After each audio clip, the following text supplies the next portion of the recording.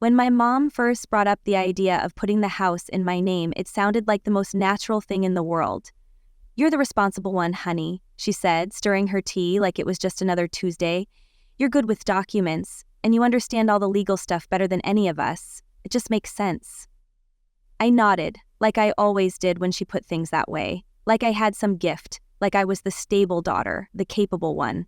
The one who always came through. What she didn't say out loud, but made sure I felt, was that I owed them.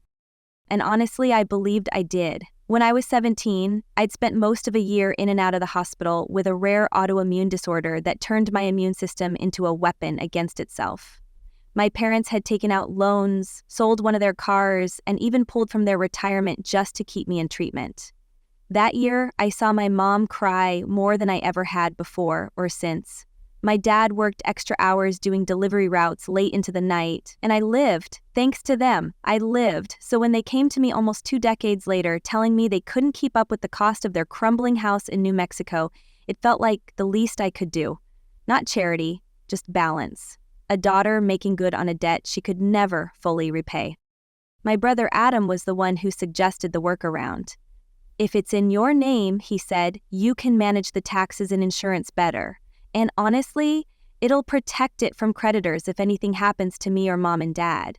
It's not like we're asking you to do anything crazy. We all know it's the family home, just on paper, it's yours." I remember that conversation so vividly. Me standing in my kitchen in Austin, AirPods in, slicing vegetables while he laid out the plan like he was doing me a favor. He even threw in a laugh. "Besides, with your credit score, you'll get a better rate on everything." I agreed. Of course I did. I made more than both of my parents combined. I had no kids, no mortgage of my own, and most of all, I trusted them. I'd always trusted them. There was a lawyer involved, a real estate agent Adam knew, and within 2 weeks the paperwork was done. The deed listed me as the owner. I paid the taxes, I paid for the new roof, I handled the flood insurance after that storm rolled in last March. Every time something came up, they'd call me and I'd take care of it.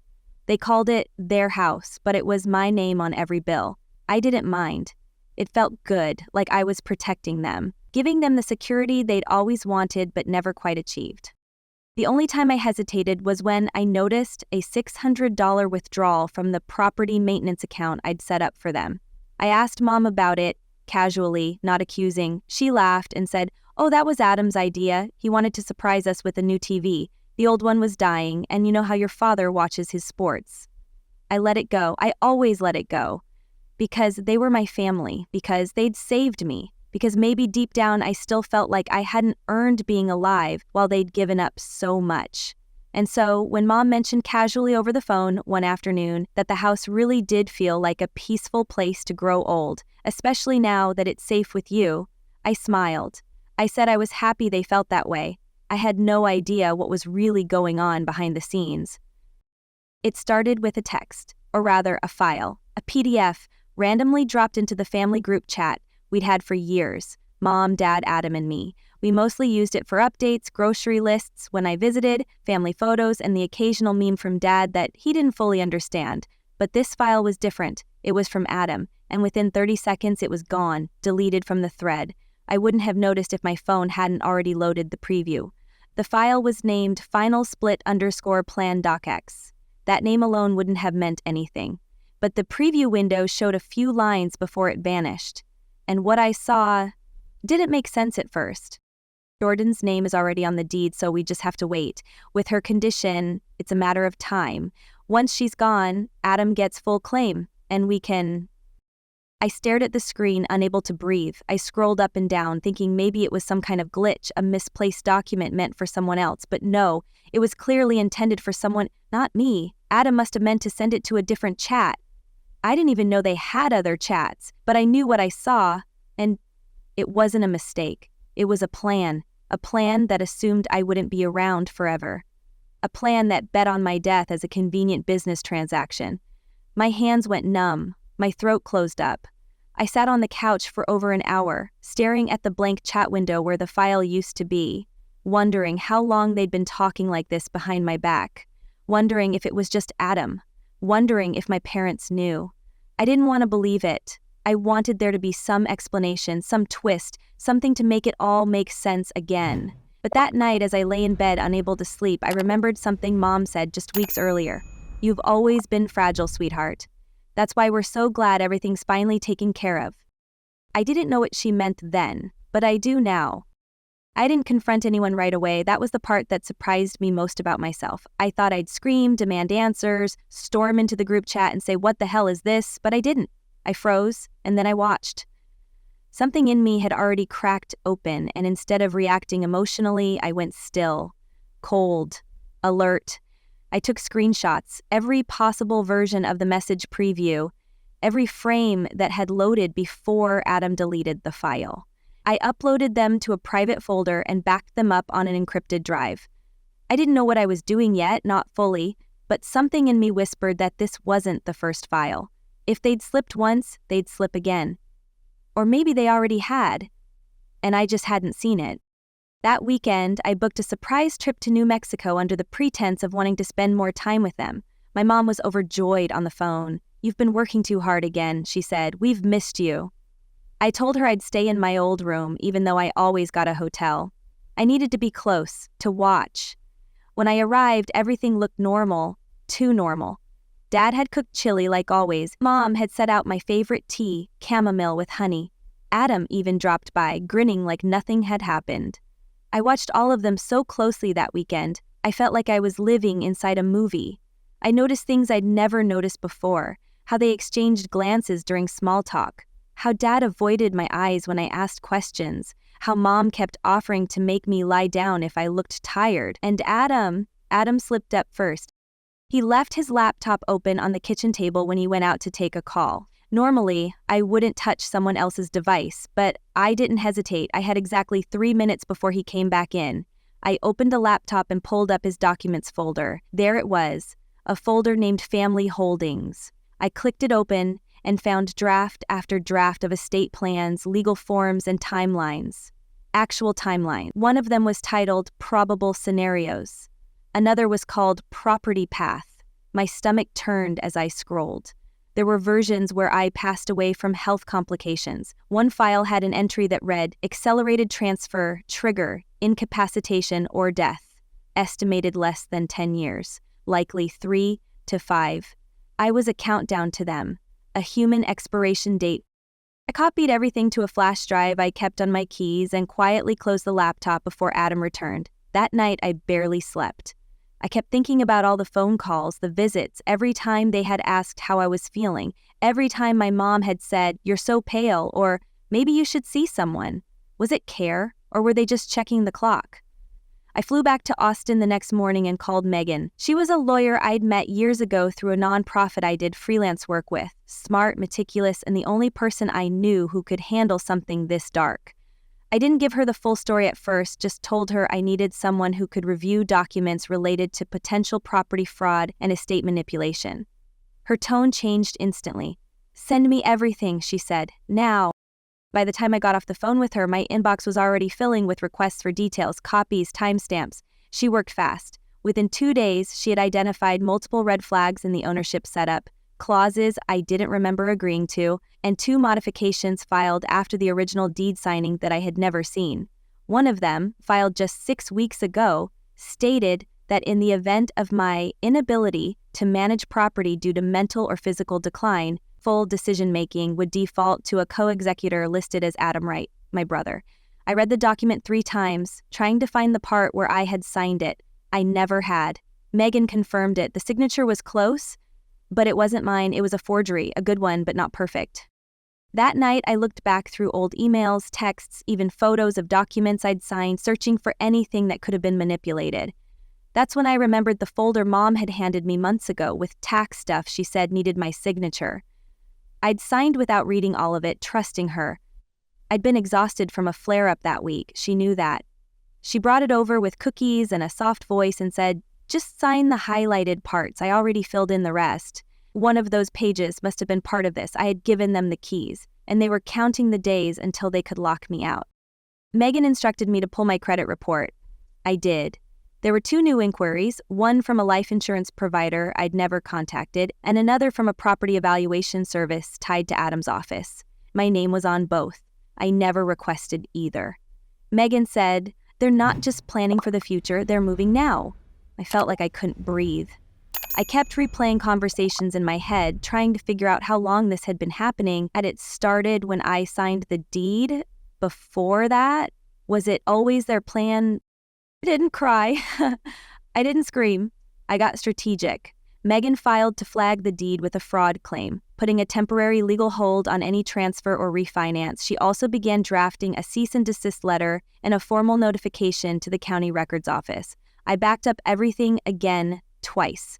I opened a new bank account, I moved my savings, I added dual-factor authentication to everything, and I wrote down a new rule for myself, one I'd read online but never really understood until now. If someone benefits from your absence, be careful how close they get to your presence. The next morning, I woke up to a message from Adam, just a casual, "You okay?" like he could sense something had shifted. I didn't respond. I sat on my back porch with my coffee, watching the sun rise over the trees, and for the first time in weeks, I didn't feel guilt. I felt clarity. I wasn't waiting anymore. I wasn't hoping for answers or apologies. I had them already. And now it was time for them to learn what happens when the girl they underestimated decides to stop playing along. Megan didn't waste time. The morning after we flagged the deed, she filed a formal challenge to the document modification that named Adam as co-executor. Her email to the records office included side-by-side comparisons of my actual signature versus the forged one, a sworn statement from me denying consent, and a legal affidavit asserting fraud. We knew it wouldn't reverse everything overnight, but it would freeze the situation. That was all I needed, a freeze, time to gather more, time to stay ahead of them, because I was done reacting. I wanted them to be the ones scrambling next. While Megan handled the legal process, I started my own version of surveillance. I bought a small audio recorder and mailed it to myself in a book, wrapped carefully, marked as a gift. The next time I visited my parents' house, I slipped it under the edge of the couch in the living room. I didn't care how paranoid it made me feel. I needed to know how deep this went. If Adam and my parents were planning my legal erasure, I wasn't going to give them the benefit of secrecy anymore. I'd given them trust for too long and they'd turned it into a countdown.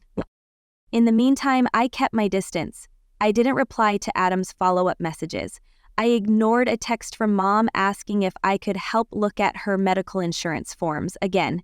I stopped sending the monthly allowance I'd been depositing into their shared account, the one I'd opened for them years ago when they said managing bills online was too stressful. I didn't even tell them.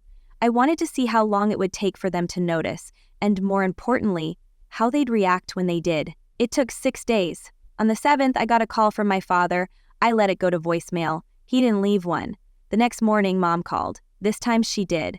Her voice was tight, controlled, laced with the kind of tension she used to mask as concern. "Jordan, just checking in. We noticed something strange with the account. Maybe a glitch? You're probably just busy. I get it. Let us know." I didn't reply. That evening, I got a message from Adam. Not casual this time, not brotherly, just one line. "What are you doing?" I didn't respond to that either. 2 days later, Megan called. "I think you need to hear something," she said. The audio recorder I'd planted had done its job. It had captured 2 separate conversations. One was between Adam and my mom, late at night. The second was between all 3 of them during lunch. Megan emailed me the files.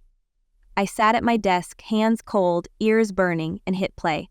The first voice was Adam's. "She's pulling back. I don't know if she's suspicious or just pissed, but the money stopped. Mom, you said it wouldn't be a problem, that she wouldn't even notice. You said she'd just keep paying like she always does." Adam, again, "She was supposed to, but something shifted. We need to be careful." Then came my father's voice, calm, almost bored. "Doesn't matter. The house is still hers legally. We just need to wait. If she doesn't start the transfer herself, we'll have to push it through the health clause." "Mom, you think she's on to the policy?" Adam, "I don't know, maybe. I shouldn't have sent that file. I double-checked everything else, but she must have seen something." I paused the recording. My stomach was in knots. Health clause, policy, transfer. I was a strategy, a problem they needed to manage. They weren't even panicking, just adjusting. I kept listening. "Dad, she's always been soft, emotional. Even now, she hasn't said anything. She probably feels guilty. We just have to keep playing it like nothing's wrong. Mom, we're her parents. She won't turn on us. She owes us everything. That was the moment something snapped in me. Not with rage, not with tears, with finality. I didn't owe them anything. Not anymore. Not ever. They had spent years reminding me that they'd saved me once, as if that meant I had to let them slowly take everything I'd built for the rest of my life. But they hadn't saved me out of love. They'd saved me as an investment, and they were cashing out. I forwarded the audio to Megan, who nearly exploded. "We've got them," she said. "This goes way beyond a civil matter now. They're discussing financial coercion and fraudulent intent on a live recording. We can escalate this." And that's when the question hit me. How far did I want to go? Was I ready to bring charges against my own parents? Against my brother? Was I ready to burn everything that connected us to the ground? Yes, because it was already burning. I was just the only one standing in the fire pretending it wasn't happening. Megan filed a formal complaint with the district attorney's office. It wasn't just about the forged documents anymore. It was about conspiracy to commit fraud, abuse of financial trust, and insurance fraud if we could tie the unknown policy back to them. She also flagged the notary used on the amended property documents for investigation. Turns out, the same name was used on other family assets Adam had handled for different relatives over the years. Patterns were forming. Meanwhile, I started unwinding everything. I canceled the joint account. I removed my parents from every backup contact list, emergency medical form, and insurance policy where their names appeared. I contacted the insurance company that had flagged my credit and demanded a full record of who initiated the life insurance inquiry. They confirmed it was Adam. He had listed himself as the contingent beneficiary. When I asked who the primary was, the rep hesitated. "It says, the policyholder is you, but the application was never completed." He had started the process, but didn't finish. Maybe he got scared. Maybe he thought I'd never find out. He was wrong. The final straw came a few days later. Megan called with an update from her investigator. There was a draft will. Written by Adam, stored in his personal cloud but backed up on a shared drive he didn't realize synced automatically to an old family email. In that will, I was listed as deceased. The property, all of it, went to him. Not our parents, not a trust, just him. The timestamp was from 2 months ago. I stared at the screen where Megan had shared the file and felt nothing. No pain, no betrayal, just confirmation. This wasn't a misunderstanding, this wasn't desperation. This was a plan. A long, slow, cold-blooded plan. And I had finally seen it for what it was. That night I made a decision. No more defense, no more waiting for the next hit. I wasn't going to protect people who were trying to erase me. I was going to expose them legally, publicly, and completely. Because if they wanted me gone so badly, they'd better be ready to watch what happens when I refuse to disappear. The first step was silence. Strategic, surgical silence. I didn't rage, I didn't scream, I didn't even hint that I knew anything. That's what they expected from me. Some emotional blow-up they could twist into proof that I was unstable or too sensitive. But I gave them nothing. Megan and I agreed that until we had everything locked, I would play the role they had written for me. Quiet, compliant, distant. Let them believe they were still in control. Let them think I was unraveling quietly under the weight of my own guilt, while, in reality, I was building the case that would gut their plans from the inside out. We started by reinforcing the legal barricades. Megan filed a protective interest with the county to block any attempted transfer or modification of the deed. We also initiated a forensic audit of every transaction connected to the property since its purchase. The results were worse than I expected.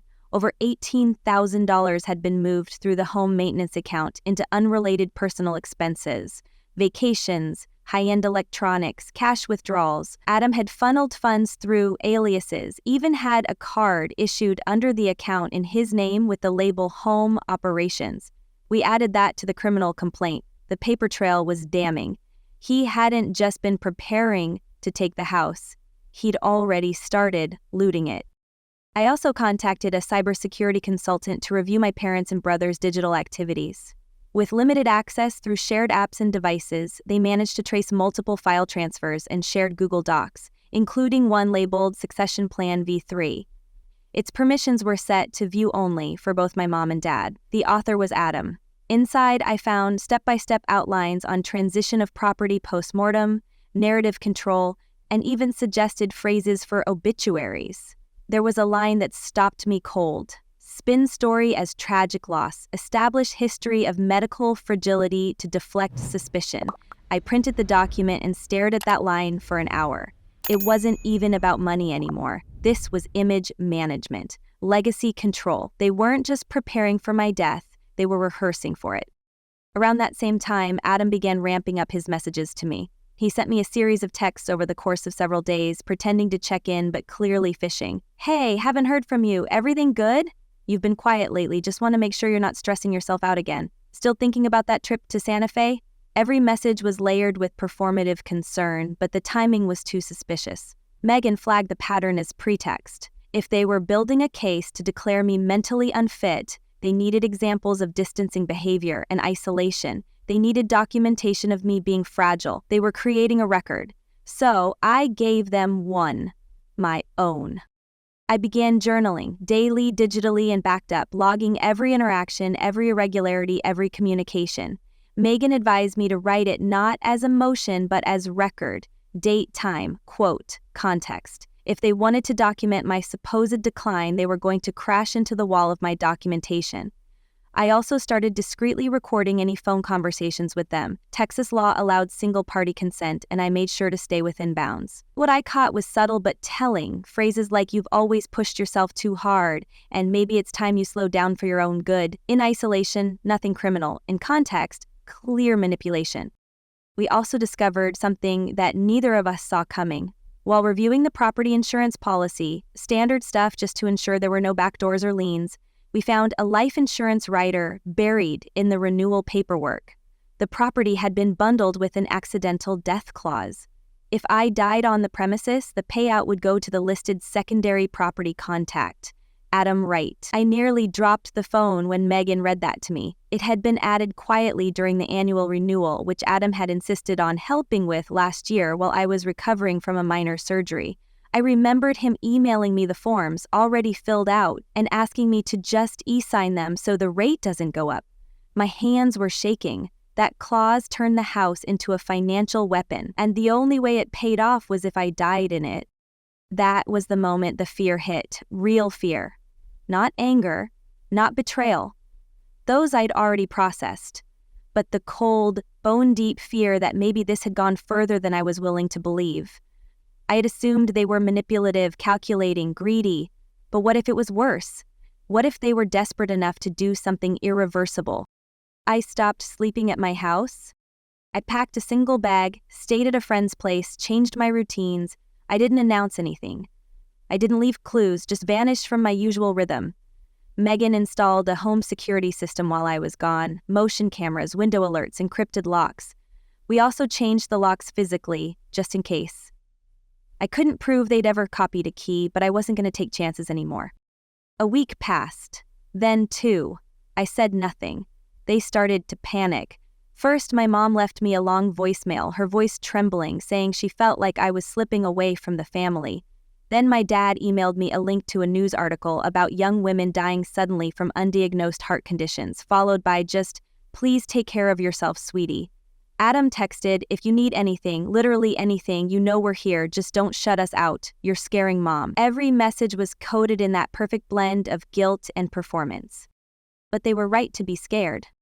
The morning we filed the official criminal complaint, Megan looked me dead in the eye and said, "After this, there's no going back." I nodded. I didn't need to go back. I didn't even want to. The person I had been, someone who second-guessed herself, who bent over backwards to be the good daughter, the dependable sister, the one who never let anyone down, she was gone. Burned out of me by betrayal. What was left was someone new, someone willing to hold a mirror up to the people who claimed to love me and force them to look at what they really were. We submitted everything. Audio recordings, the forged documents, the financial reports, the life insurance clause tied to my death, the timeline, the written will naming me as deceased.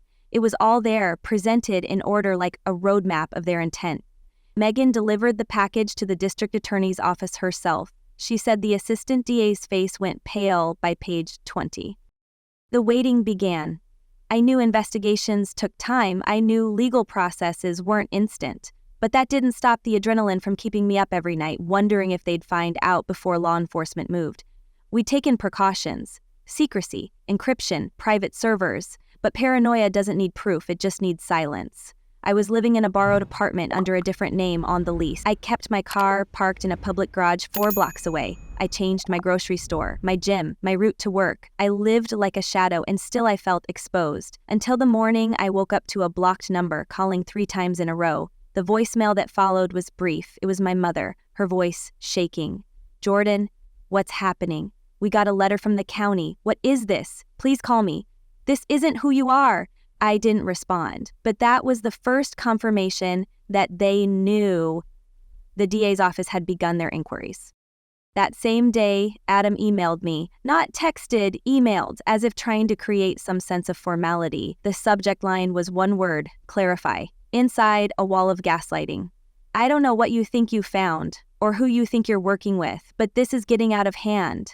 No one is trying to hurt you. No one was planning anything. You're spiraling and it's painful to watch. Let's sit down and fix this before it gets worse.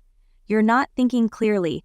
I stared at the email for 10 full minutes, letting the rage crawl under my skin like fire ants. He was still trying to manipulate the narrative, still trying to paint me as unstable, still trying to flip the script. I forwarded it to Megan without replying. She wrote back 5 minutes later, "Perfect. This proves he knows what the complaint is about and is trying to influence you. Adds to the pattern." 3 days later, the sheriff's office officially contacted Adam for questioning. I wasn't informed of the details at first, but Megan's network was strong. We learned he tried to play dumb, said he didn't know anything about insurance clauses, that I'd signed everything myself, that if there were any discrepancies, they were due to misunderstandings. He blamed the notary, he blamed software errors.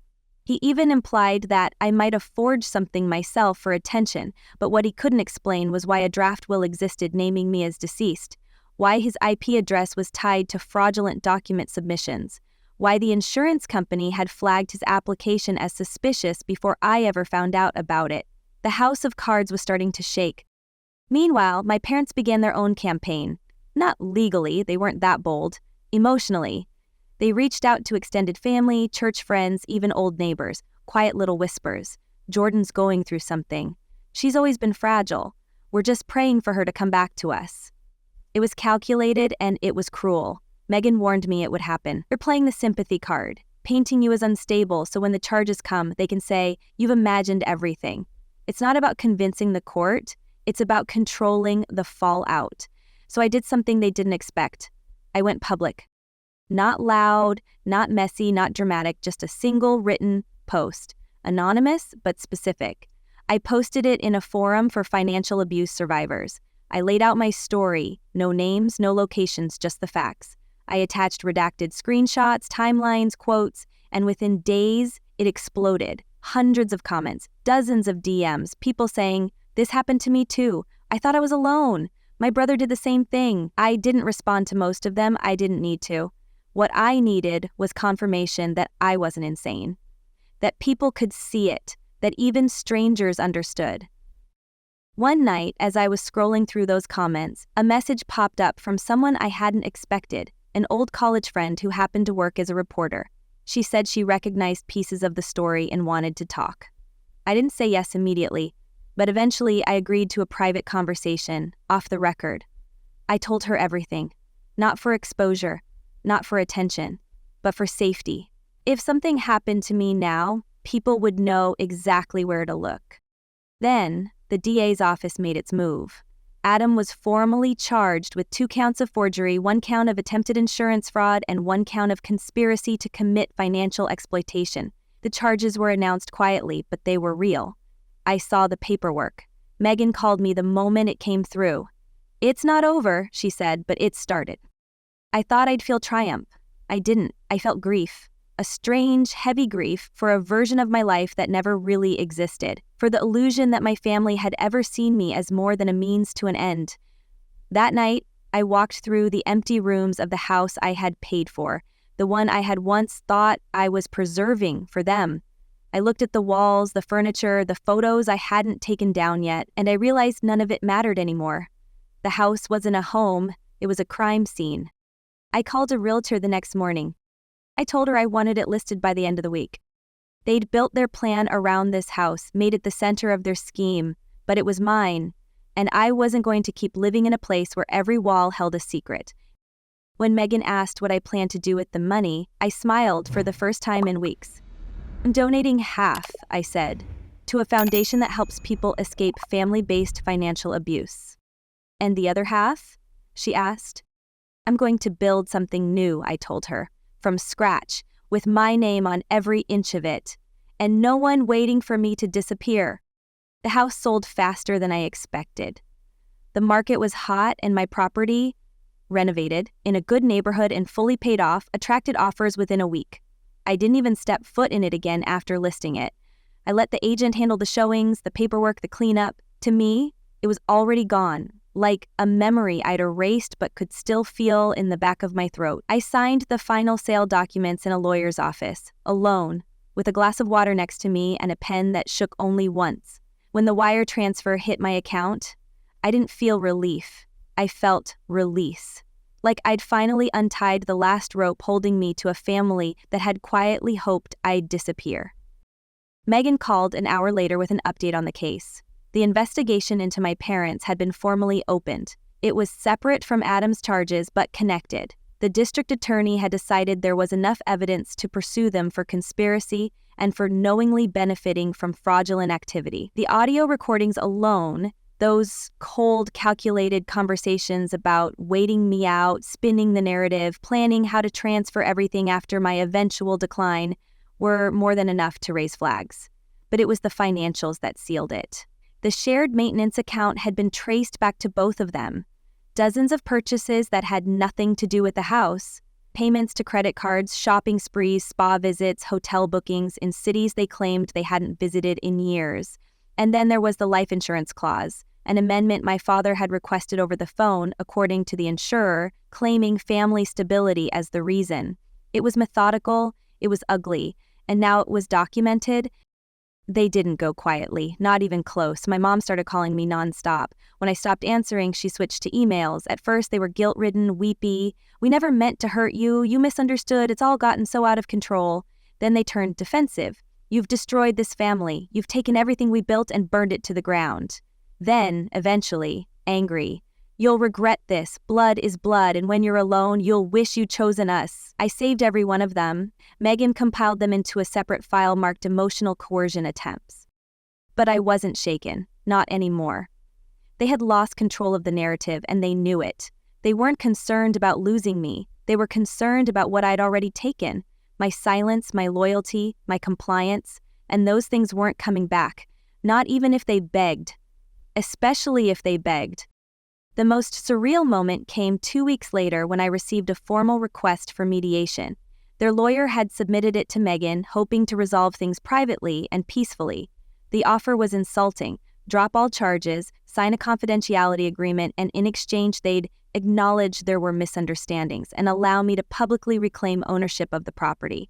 Property I had already sold. I laughed out loud when I read it. It wasn't an apology, it wasn't accountability, it was an attempt to clean their image, to contain the damage, to pretend this was a family dispute, not a premeditated betrayal.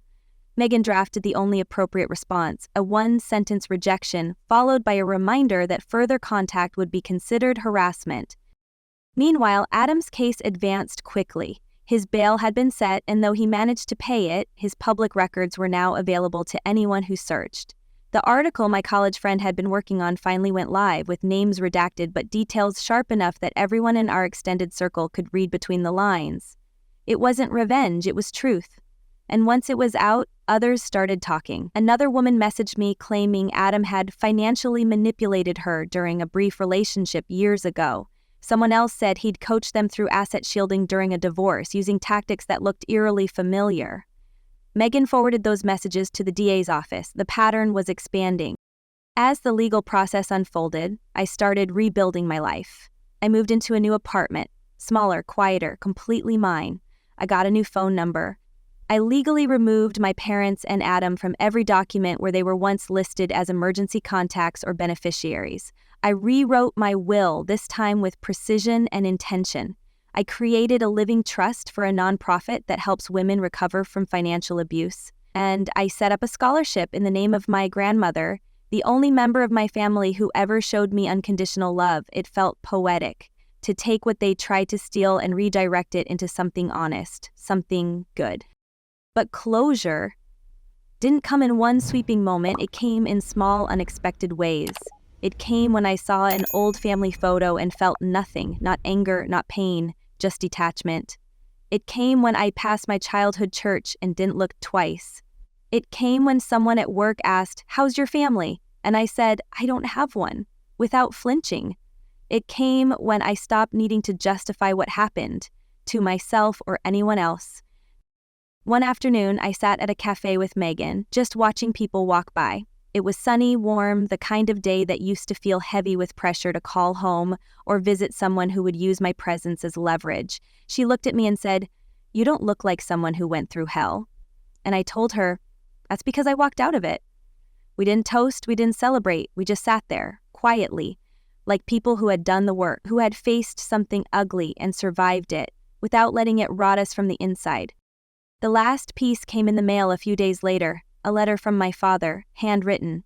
The envelope smelled like their house. I almost didn't open it. But curiosity won. Inside, 5 pages of justification. Regret not for what they did, but for how it turned out. Regret that I hadn't understood the bigger picture. Regret that I'd forced their hand. Not one word of true remorse. Not one word of love. Just a final attempt to rewrite history from their side of the glass. I folded the letter back up and didn't shred it. I didn't burn it. I placed it in a box with all the other evidence, and I closed the lid. Because I didn't need to destroy it. I just needed to remember that I didn't have to carry it. They had written my ending before I even saw it coming, but I tore the script in half, and now, for the first time in my life, I was writing my own story, with no one waiting for the final chapter but me. There are mornings now when I wake up and forget for a moment that any of it ever happened. The air is still, the sun filters through clean windows in a home that is truly mine. There are no whispered conversations in the next room, no half-heard sighs meant to manipulate, no carefully orchestrated guilt trips, just quiet. And in that quiet there is healing. Not the kind you write about or post on social media, but the kind that seeps into your bones without asking for attention. The kind that feels like taking a deep breath and realizing no one is waiting to use it against you. I never thought freedom would feel so uneventful.